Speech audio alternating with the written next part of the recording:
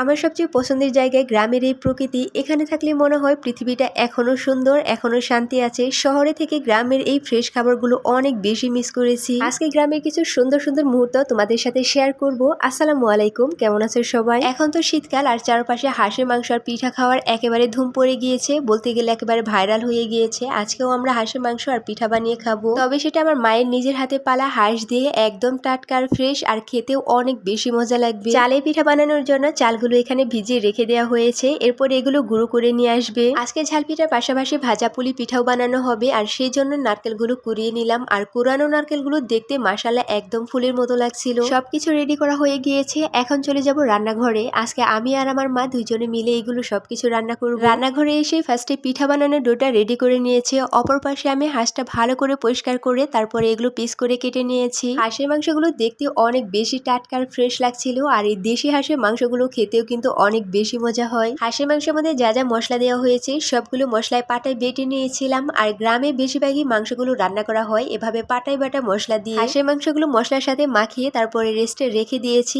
এখন চলে যাব পুলি পিঠা বানানোর জন্য ভেতরে পোটটা রেডি করতে। ভাজা চাল গুঁড়ো করে সাথে দিয়েছে খেজুরের গুড়, যেটা ছাড়া শীতকালে পিঠা একদমই চলে না। এরপরে দিয়েছিল নারিকেল কুড়ানো। এই তো পোটটা একদম রেডি হয়ে গিয়েছে। এখন চুলার মধ্যে কড়াই বসিয়ে হাঁসের মাংসটা রান্না করে নেব। ফার্স্টে কড়াইয়ের মধ্যে সরিষার তেল দিয়ে গরম মশলাগুলো একটু ভেজে নিয়েছি, এরপরে সেই মাখানো মশলাগুলো দিয়ে একটু ভালোভাবে কষিয়ে নিয়েছিলাম। আমার মায়ের কাছে মাংসগুলো রান্না করতে দিয়ে আমি চলে এসেছিলাম পিঠা বানানোর জন্য। আজকে অনেকদিন পর এই পুলি পিঠাগুলো বানাচ্ছিলাম। আমাদের বাড়িতে যখনই পিঠা বানাতো আমি পাশে বসে দেখতাম, আর পিঠা বানানো দেখতে আমার কাছে অনেক বেশি ভালো লাগে। যদিও অনেক কমই পিঠা বানিয়েছি, কারণ তখন আমাদের বাড়িতে অনেক বেশি মানুষ ছিল। এই তো কথা বলতে বলতে আমার পিঠাগুলো বানানো হয়ে গিয়েছে। এই পিঠাগুলো বানানো কিন্তু খুবই সহজ, খুবই অল্প সময়ের মধ্যে অনেকগুলা পিঠা বানিয়েছি। মাটির চুলায় মাটির পাতিলে সবগুলো পিঠায় আমি এক এক করে ভাজতে দিয়েছি। অপর একটা চুলায় হাঁসের মাংসগুলো প্রায় রান্না করা হয়ে গিয়েছে, আর হাঁসের মাংসগুলো রান্না করতে কিন্তু অনেক বেশি সময় লেগে যায়। হাঁসের মাংসগুলো কষানো মাংসের মতো করে রান্না করে নিয়েছি, আর এদিক দিয়ে আমার সেই পিঠাগুলো ভাজা হয়ে গিয়েছে। চুলার পাড়ে বসে গরম গরম হাঁসের মাংসের সাথে পিঠাগুলো খেয়ে নিচ্ছিলাম, আর এইগুলো খেতে খুবই মজা লাগছিল।